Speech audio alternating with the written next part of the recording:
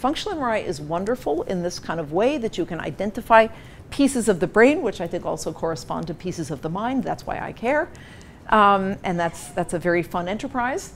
But it has fundamental limitations. And one of the most important limitations is that you can't test the causal role of those regions. So even with all of this work, we don't know that if you lost that part of the brain, you would lose your face recognition ability. Or that if you messed with that part of the brain, you would affect face recognition. Okay, so that's a very important question you can't answer with functional MRI, but you can answer it with other methods. So I'm going to show you a videotape from a paper that was published just a couple years ago by a neurologist, Joseph Parvizi at Stanford, working with my former student, Kalanique Grille-Spector. And so they tested this man who's shown here in his hospital bed. He has intractable epilepsy. So most people with epilepsy, the epilepsy can be treated with drugs that prevent or reduce seizures. Some people are not responsive to drugs. They have so many seizures that they just can't live a normal life.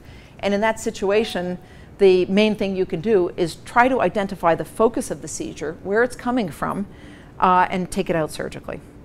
And that's, you know, heavy-duty neurosurgery. Nobody wants to have to do this, but if that's your only choice, that's what you do. So this guy has electrodes all around the surface of his brain, trying to map out. He's in the hospital with these electrodes in, mapping out the location of his seizures so that when a seizure happens, they can see where it starts so they know what to do surgically.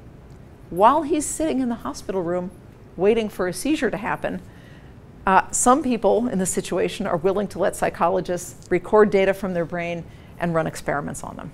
In this case, this guy was willing to have Parvizi and Grille-Spector put in a small electrical current in part of his brain to test what happened when they did that. So they scanned this guy with functional MRI before his electrodes were placed in. They found his fusiform face area.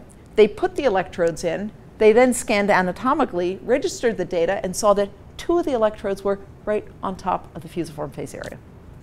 Okay? So the question is, what happens when you stimulate the fusiform face area? And I'll show you.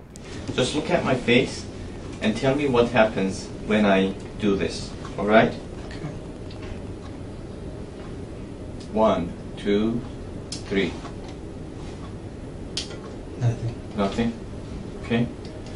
I'm going to do it one more time. Look at my face. 1, 2, 3. You just turned into somebody else. Tell me Your about face metamorphosed. Your nose got saggy, went to the left. You almost looked like somebody I'd seen before, but somebody different. That was a trip. Okay, I think that nails it, right? This is the ideal experiment. This is the causal intervention. This is going in there and testing what happens when you intervene on that very specific part of the brain, identified separately with functional MRI. And what you see is it affects face perception big time.